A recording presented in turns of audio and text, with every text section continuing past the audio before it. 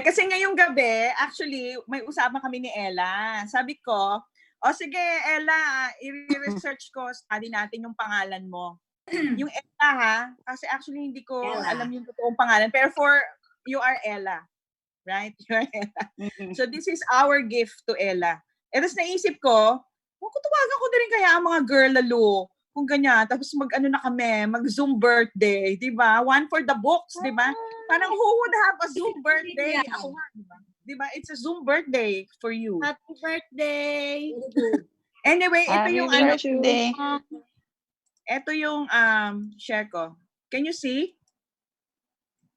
Not yet. Nice! Wow! Yan. Okay. Happy birthday, Ella.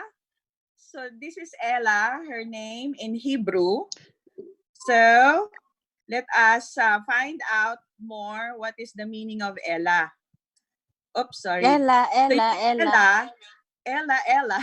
In the Strong Concordance, merong dalawang definition. Of course, the number one is God. So Ella's name is actually means God. So it's a noun masculine. And the second meaning, it's a terebinth tree. Ito, an Israelite name or a terebinth, an Israelite name or an Edomite name. But it's also a tree. So it's a proper name. Okay, so dalawa yun na. So it means God and it means terebinth. Okay, terebinth. So let's look at the word Ella in Hebrew. So tatlong word, Aleph, Lamed, and Hey. Yan. So ito yung Aleph, actually inaral namin dun sa 134. Aleph, Lamed, and Hey. So ito very familiar tayo because this is NCC, right? This is New Creation Church. This is Grace.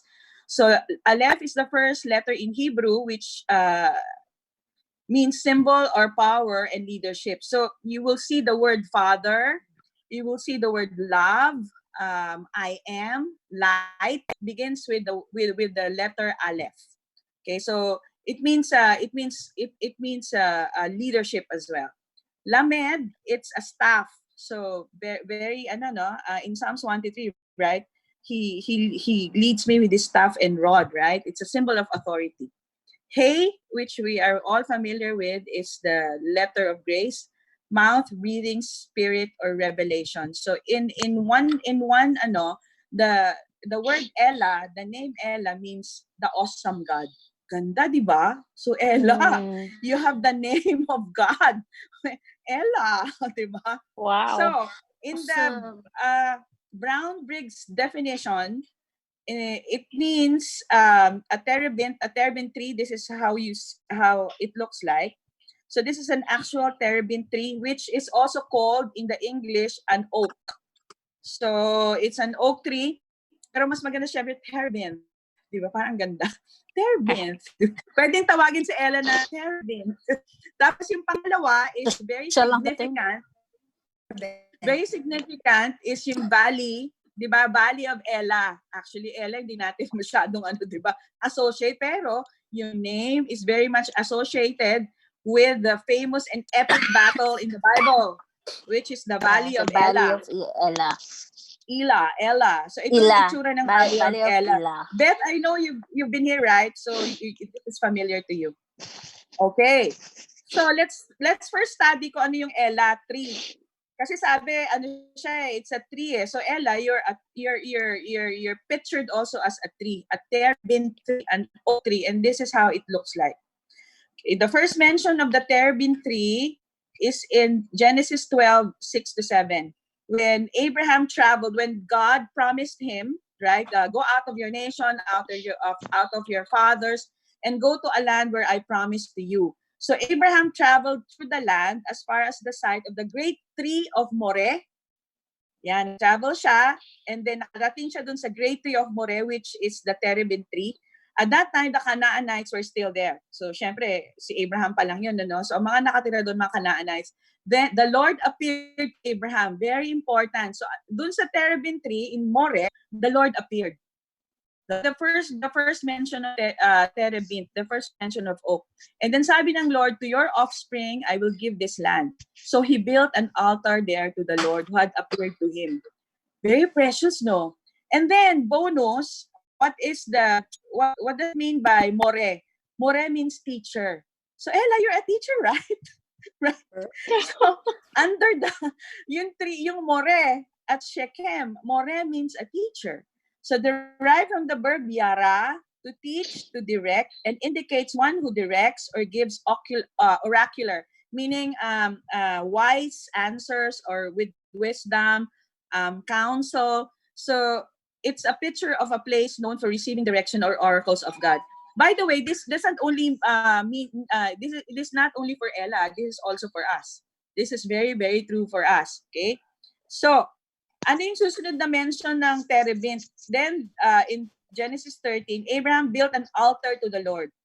So again, whenever there's a building of altar to the Lord, nandun si terebinth, which is, diba, it speaks of a mark, a signpost, right? So whenever you see a terebinth tree, it's a very sacred place. So then Abraham moved his tent and came and dwelt by the oaks of Mamre. Mamre naman kanina, di ba, more? Which are built in Hebron, and there he built an altar to the Lord. Mamre in Hebron is in Hebron. Mamre means fatness. So it's not the fatness na fata sa katawan, but it's the favor of the Lord. Di ba? Na ano na natin yan, naaral na natin yan sa 1:4. Abundance. So, di ba? The fatness. Right? So, Mamre, so a terebinth tree in Mamre, fatness, and Hebron is fellowship. So we put them together, the fatness of fellowship. Ganda, di ba, Ella? Yes. And then the second mention is when in Genesis 17. Actually hindi mentioned, but I would just like to say this this is for you, Ella, specifically. So in Genesis 17, there was a change of names for Abraham and Sarah, and you are all very familiar with this because Pastor Prince explained this to us. Di ba ang pangalan ni Abraham noon is Abram, and then it was changed to Abraham. Nagkaroon ng H. Nagkaroon ng hey, Yeah. ito, di ba? Yeah, nagkaroon ng hey. And then si Sarah, which Nagkaroon ng means H. Sarah naging Sarah. So dati siyang dominant, di ba? And then naging ano na siya, princess. So Ella, kasi napansin ko yung Facebook mo, Ella. Lagyan natin ngayon ng H. Di ba? May lagyan natin ng H. Ng Grace. Lagyan mo ng H. Lagyan mo ng H. Magkakaroon ka na ng gap. So this is a precious instruction from the Lord. Ganyan. Lagyan mo ng H. Ella. Right? Okay. So the next the next mention of the word terebinth tree is very, very precious because after Ella, remember, after there was a change of name of Abraham and Sarah, the promise of the son came. In Genesis 8. Correct. Right? So the promise of the son given, then the Lord appeared to him by the terebinth of trees of Mamre. Okay, Mamre, remember, is the terebinth tree of teaching. And then di ba, visit sila ni Lord at saka ng dalawang angels on their way to Sodom. Anyway, ang sabi ni Lord sa verse 10, I will certainly return to you according to the time of life, and behold, Sarah, your wife, shall have a son. And this is after when grace was breathed to Abraham and Sarah. So which means it's all by grace. Everything will come into place by grace through Jesus. Amen. Genesis. Ito actually, you know that the oak of Mamre is still there in Israel. Ito yan ngayon. So they have strengthened it kasi ang tanda na, 'di ba? Since the time of Abraham, nandun pa siya, oh. Ito yun. Wow. Nasa Israel pa siya hanggang ngayon. So when we go back to Israel, let's visit this oak. Let's visit this terebinth. And I prophesy, we will go there. tayo dyan. Amen. Yes. Amen Diba? ako dyan. Amen. Yes. Amen ako dyan. We'll go together Let's and have go. So picture. this is a faith picture. Okay, the next one, the next meaning, Valley of ELAH. Oh, ELAH. Valley of ELAH, which is very, very important. So I took the picture of Elah, the whole, hindi lang Elah, the whole of Israel. So you will see that the Valley of Elah is located in a region called Shephelah. Shephelah. Very, very, may connect. The word Shephelah, from the Hebrew root meaning low, humble, or even humiliated and dejected. This is actually where King David, when he was growing up, he was tending the sheep. So alam niya yung terrain na yan. So dito diyan siya diyan siya nagpapastol. So kita mo dito, ito yung Valley of Elah, ito yung Elah. Ito yung Israelite camp.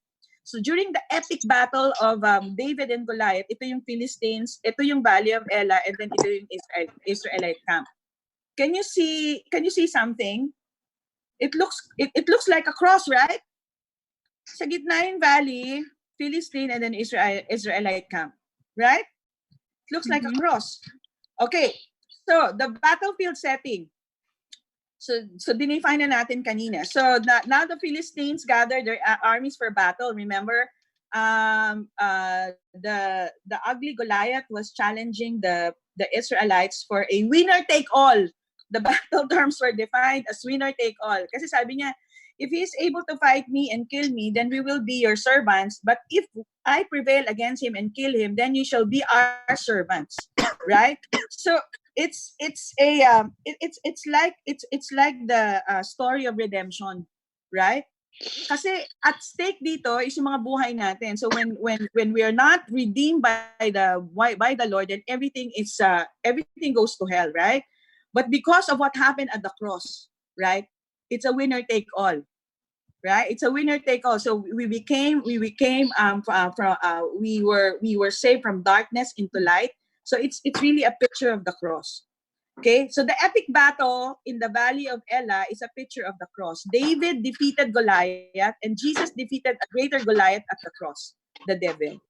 Kasi natatanda yung kwento ni David, wherein when he decapitated the head of Goliath, he actually took the head of Goliath all the way to Golgotha, right? Where a greater son of David was hung on the cross on our behalf.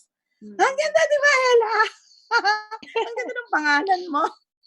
Anyway, some scholars think that that the well-known messianic prophecy of a shoot out of the stump of Jesse in Isaiah 11 might be a reference to the Elah tree. What did I mean by this? Alam mo yung terebinth tree, even though you cut it down to the stump, meron siyang capability to grow back again. Wow. And this is what exactly is Isaiah 11 is talking about. So it's the stump of Jesse. So it's slowly naging stump na lang. Pero in Isaiah 11:1-3, sabi, a shoot will come up from the stump of Jesse. From his roots, a branch will bear fruit. The Spirit of the Lord will rest on him, and the Spirit of wisdom, of understanding, the Spirit of counsel, of might, and the Spirit of knowledge, and the fear of the Lord. And he will be a delight in the fear of the Lord. So it's what the rabbis are saying, that it could probably be a terebinth tree. Diba? Ganda. And then, so finally, Ella, I put it together. Happy birthday to you. Happy birthday, Ella. You are a girl who is named after God himself.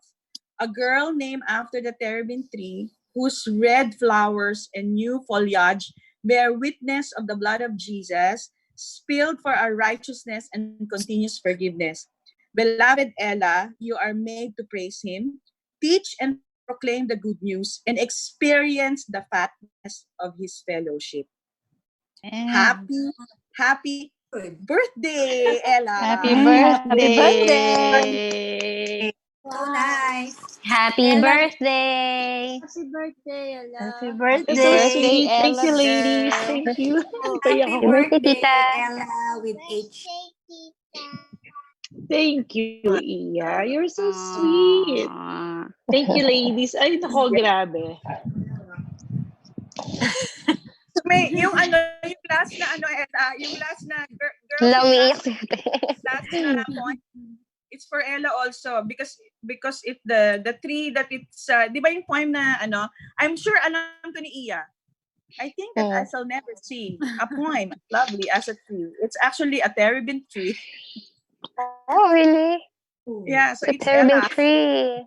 Yeah, so it's Ella.